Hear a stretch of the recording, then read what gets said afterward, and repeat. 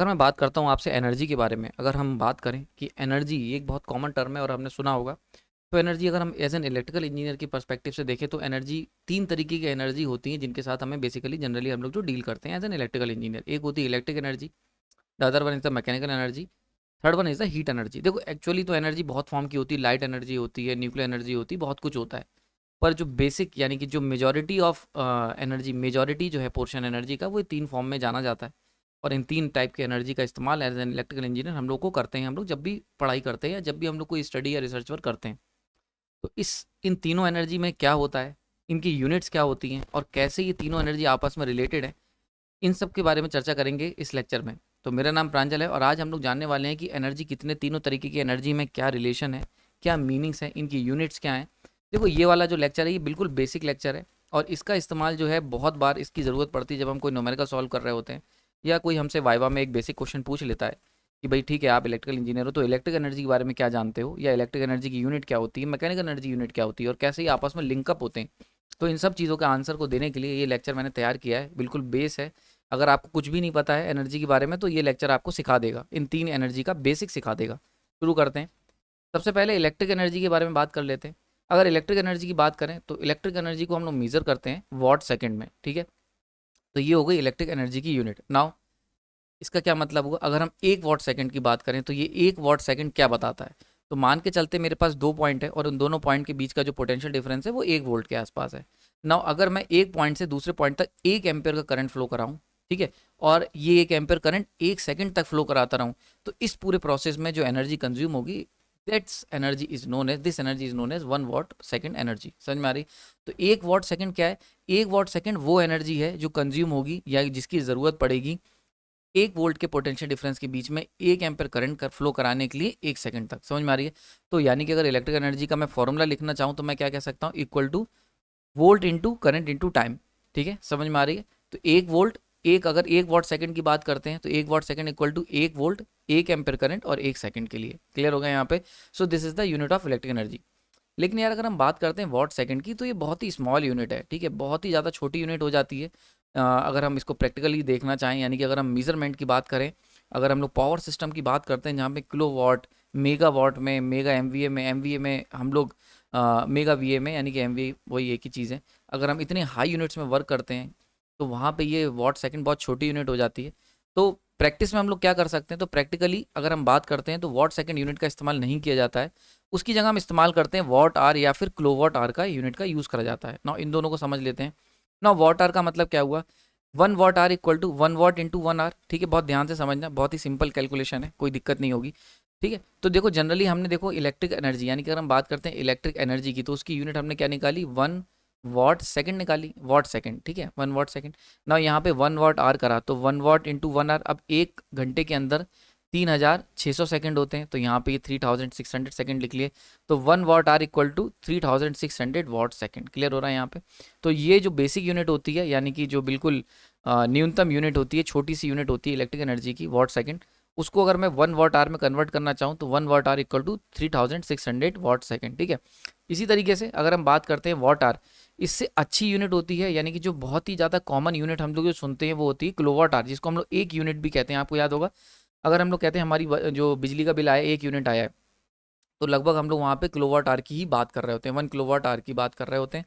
तो एक unit 1 kilowatt hour क्यों कहते हैं, क्योंकि तो इसका अगर हम बात करें इसका यूनिट यानी कि मिनिमम वॉट सेकंड में इसकी कितनी वैल्यू होगी, तो 1 किलोवाट आर को भी जरा कन्वर्ट करके देख लेते हैं।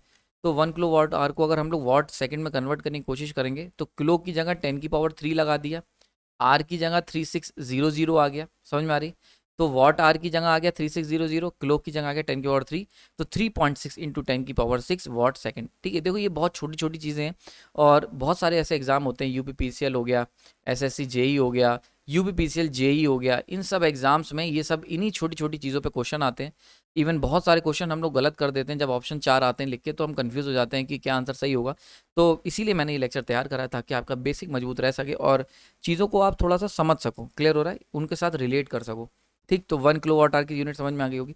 तो अगर कहीं पे लिखा हुआ है 1 किलोवाट आर, ठीक है, और आपसे पूछा जाए कि ये 1 वॉट आर वॉट सेकंड में इसकी जो एक्चुअल यूनिट है वॉट सेकंड, इसमें कितना होगा, तो 3.6 इंटू 10 की पावर 6 वॉट सेकंड के बराबर होगा। क्लियर हो रहा है ये।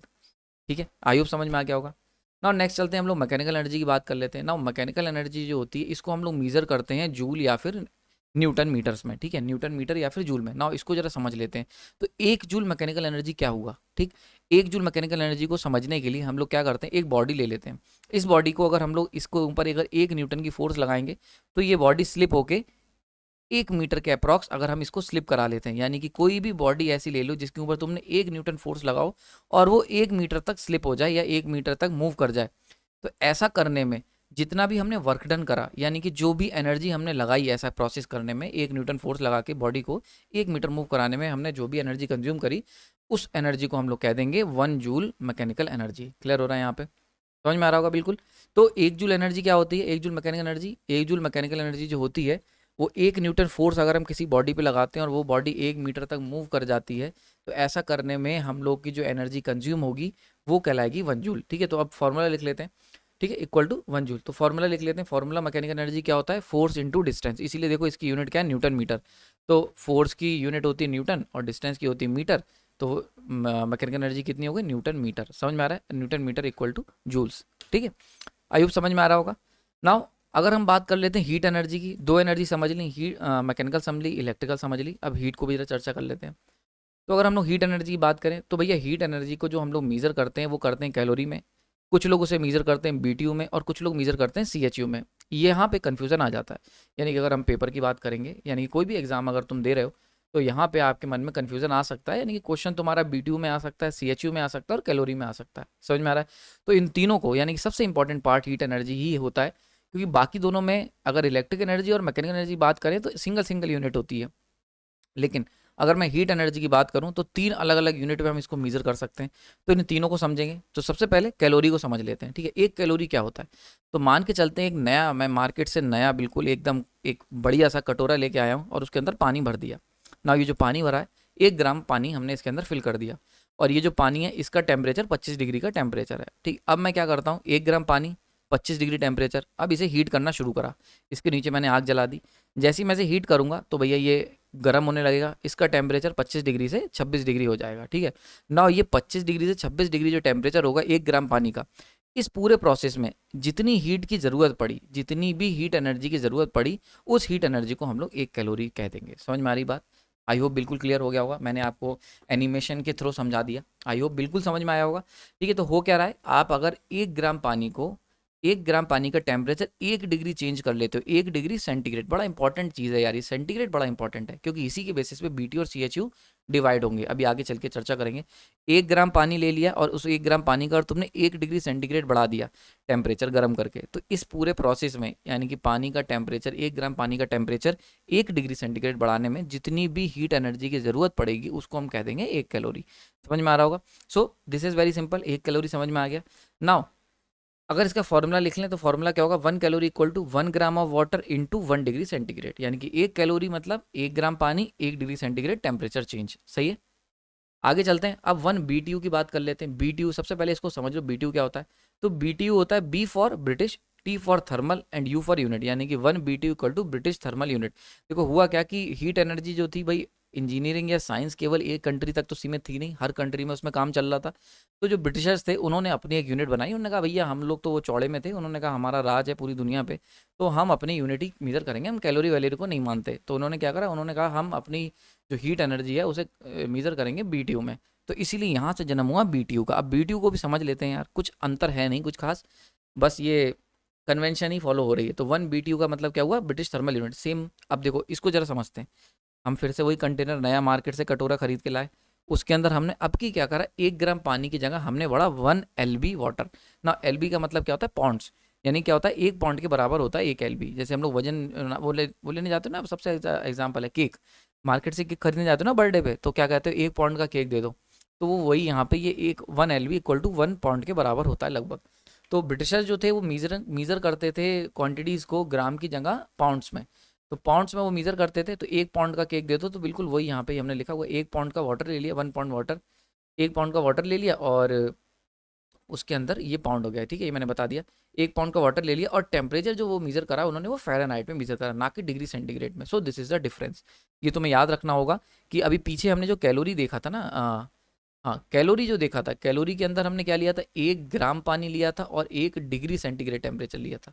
यहाँ पे हमने, जब हम बीटीयू की बात करते हैं, बीटीयू की, तो इसके अंदर हम लोग 1 पौंड ले रहे हैं, 1 एलबी लिख लेता हूँ, पौंड को एलबी में लिख लेते हैं, 1 पौंड ले रहे हैं और फ़ारेनहाइट में टेम्परेचर ले रहे हैं। इतना सा बस आपको अंतर याद रखना है, बाकी सब कुछ सेम है यार, ठीक है। तो हमने क्या करा, हमने पानी लिया है भाई, कटोरे के अंदर हमने 1 पौंड का पानी ले लिया और उसका 25 डिग्री फ़ारेनहाइट जो था उसका टेम्परेचर था। अब हमने फिर से इसको भी, इसके अंदर भी आग लगाई। जैसे ही हमने इसके अंदर आग लगाई, ये पानी गर्म हुआ और टेम्परेचर 25 से हो गया 26 डिग्री फ़ारेनहाइट, ठीक है। तो टेम्परेचर चेंज हुआ 25 से 26। पानी 1 पौंड का वाटर था, 1 पौंड वाटर था। तो ऐसा करने के अंदर जितनी एनर्जी की ज़रूरत पड़ेगी, जितनी हीट की ज़रूरत पड़ेगी, जितनी गर्मी देनी पड़ेगी, वो हो जाएगी 1 BTU। समझ में आया? बिल्कुल क्लियरली समझ में आ गया होगा, बहुत ही सिंपल तरीके से मैंने समझाया। यानी कि 1 पौंड वाटर को, 1 पौंड वाटर का 1 फ़ारेनहाइट डिग्री टेम्परेचर चेंज करने में जो हीट की ज़रूरत पड़ेगी, that energy is known as, that heat energy is known as 1 BTU, ठीक है। तो 1 BTU equal to 1 LV of water into 1 degree Fahrenheit temperature change. समझ में आ गया? आई होप क्लियर हो गया होगा। ना इसी तरीके से अब जरा दूसरा देखते हैं, CHU को समझ लेते हैं, ठीक है। तो ये चू क्या है, CHU, ठीक। तो C stand for Celsius, H stand for heat and U stand for unit. यानी कि पीछे हमने मेजर करा था कैलोरी में, फिर उसके बाद हमने BTU में, ब्रिटिश थर्मल यूनिट में, अब यहाँ पे सेल्सियस हीट यूनिट में मेजर करेंगे। अब ये क्या, ये कॉम्बिनेशन है BTU का और कैलोरी का। तो अब इसके अंदर देखो क्या होगा, सेम वही कटोरा पानी से भरा हुआ। अब इसके अंदर पानी जो लेंगे वही सेम हीट डेवलप कर रहे हैं, तो पानी तो लेंगे 1 LV ऑफ वाटर, यानी कि पानी लेंगे पौंड में, टेम्परेचर लेंगे डिग्री सेंटीग्रेड में। देखो इसमें हमने क्या करा, आपको बड़ा इंटरेस्टिंग है, देखो बहुत ही मज़ा आएगा यार, अगर ध्यान से देखो तो बड़ा इंटरेस्टिंग स्टोरी है इंजीनियरिंग में। इंजीनियरिंग बिल्कुल भी बोरिंग नहीं है, बोरिंग हो जाती है जब हम उसको इंटरेस्ट के साथ नहीं पढ़ते हैं या कोई अच्छे से आपको नहीं पढ़ाता है।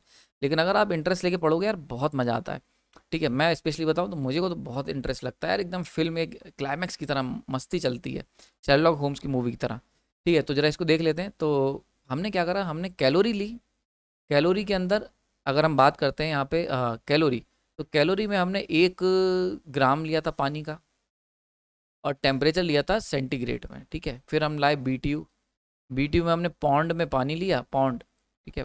आई थिंक ऐसी कुछ ऐसी कुछ उसकी स्पेलिंग होती है, इसको LB लिख लो।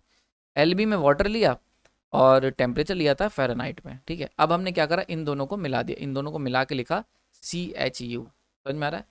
C, यहाँ से हमने सेल्सियस ले लिया, यानी कि ये डिग्री यहाँ से उठा ली, और हीट और यूनिट, ठीक है, और पौंड उठा लिया यहाँ से। तो पानी ले लिया LV, BTU से ले लिया पानी, और कैलोरी से ले लिया टेम्परेचर। समझ में आ रही?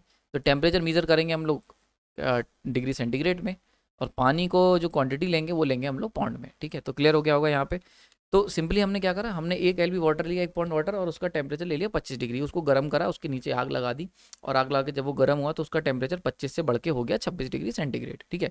अब ये 25 से 26 डिग्री सेंटीग्रेड जो टेम्परेचर बढ़ा है 1 डिग्री, ऐसा करने में जितनी भी हीट कंज्यूम हुई वो हो जाएगी 1 CHU, ठीक है। तो यानी कि 1 पौंड के पानी को अगर हम गर्म करते हैं और उसका टेम्परेचर 1 डिग्री सेंटीग्रेड चेंज कर देते हैं, देखो 25 यार मैं ले रहा हूँ, तुम 40 भी ले सकते हो, 40 का 41 कर सकते हो। ये बात ध्यान रखना कि नहीं नहीं सर ने 25 लिया था तो हम भी 25 लेंगे, ना ना यार, देखो ऐसा नहीं है। 1 डिग्री सेंटीग्रेड टेम्परेचर बड़ी इंपॉर्टेंट चीज़ है यहाँ पे, ये चीज़ बात ध्यान रखना, कन्फ्यूज़न नहीं होना चाहिए। तो 1 डिग्री का टेम्परेचर चेंज, ठीक है, वो कहीं भी हो सकता है, वो 40 से हम 41 कर सकते हैं, 30 से 31 कर सकते हो, कुछ भी कर लो, 32 से 33 कर सकते हो, जैसा भी तुम्हें सही लगता है, ठीक है। तो 1 डिग्री का टेम्परेचर चेंज, ठीक, और 1 ग्राम पानी या फिर 1 LB पानी, जैसा तुम यूनिट, जो भी तुम यूनिट प्रेफर करोगे। क्लियर हो रहा है यहाँ पे? तो 1 LB पानी, 1 ग्राम पानी का अगर टेम्परेचर 1 डिग्री सेंटीग्रेड चेंज कर दोगे तो ऐसा करने में तुम्हें जो एनर्जी की ज़रूरत पड़ेगी वो हो जाएगी 1 CHU। क्लियर हो गया यहाँ पे? तो हम इसका फॉर्मूला लिख लेते हैं। तो 1 CHU equal to 1 LB of water into 1 degree centigrade temperature change. Clear हो गया यहाँ पे? तो आई होप ये लेक्चर आपको पसंद आया होगा। इस लेक्चर के अंदर हमने भैया बात करी 3 तरीके की एनर्जी की।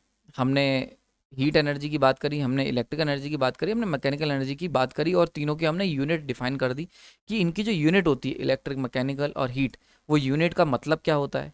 क्योंकि देखो ये जो लेक्चर है यार, ये बड़ा इंपॉर्टेंट लेक्चर है वाइवा पॉइंट ऑफ व्यू से। अगर आप बता देते हो ना किसी को बेसिक इलेक्ट्रिकल इंजीनियरिंग, और आपने CV में लिख के चौड़े में जाते हो कि बेसिक इलेक्ट्रिकल इंजीनियरिंग, तो ये सारी यूनिट आपकी बड़ी इंपॉर्टेंट है।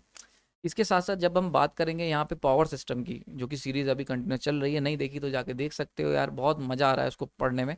मेरे पास बहुत अच्छे अच्छे कमेंट आ रहे हैं आप लोग के, थैंक यू आप लोग के इतने इंस्पायरिंग कमेंट करने के लिए। यानी कि मज़ा आ रहा है। मेन बात ये है, मुद्दा ये है कि तुम लोग एंजॉय कर रहे हो यार लेक्चर। तो वहाँ पे भी जब हम बात करेंगे पावर जनरेशन की, थर्मल पावर प्लांट अभी जनरली बहुत जल्दी हम लोग डिस्कस करने वाले हैं, तो वहाँ पे हमें बड़ी ज़रूरत पड़ेगी यार इन सब एनर्जी यूनिट्स की। तो इसीलिए ये सब एनर्जी यूनिट आपको पता होनी चाहिए। नेक्स्ट लेक्चर के अंदर हम लोग बात करेंगे कि ठीक है, हीट एनर्जी हो गई, मैकेनिकल एनर्जी हो गई, इलेक्ट्रिक एनर्जी हो गई। अब बात आएगी बड़ी इंपॉर्टेंट कि इनका रिलेशन क्या है।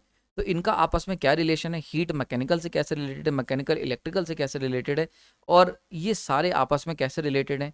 क्वांटिटी यूनिट कन्वर्जन जो होता है, जिसके ऊपर न्यूमेरिकल बहुत आते हैं कि आपको क्या करना है, कैलोरी में कन्वर्ट करो या कैलोरी को बीटीयू में कन्वर्ट करो, बीटीयू को सीएचयू में कन्वर्ट करो। इन सब के ऊपर हम लोग चर्चा करेंगे नेक्स्ट लेक्चर में। आपने अपना कीमती समय दिया उसके लिए धन्यवाद। अगर आपको इस तरीके के बेसिक लेक्चर और चाहिए तो कमेंट में लिख देना बेसिक, और अपना जो टॉपिक है वो भी, जो भी आपका टॉपिक है वो भी लिख सकते हो कि सर हम चाहते हैं कि आप बहुत ही बेसिक ये छोटी छोटी चीज़ें कवर करो, करंट क्या होता है, वोल्टेज क्या होता है, जो भी आपके मन में एक बहुत ही सिंपल से क्वेश्चन हो सकते हैं। देखो मैं आपका कोई कन्वेंशनल टीचर नहीं हूँ, तो मेरे को आप एज अ गाइड एक अपनी तरह ट्रीट करो।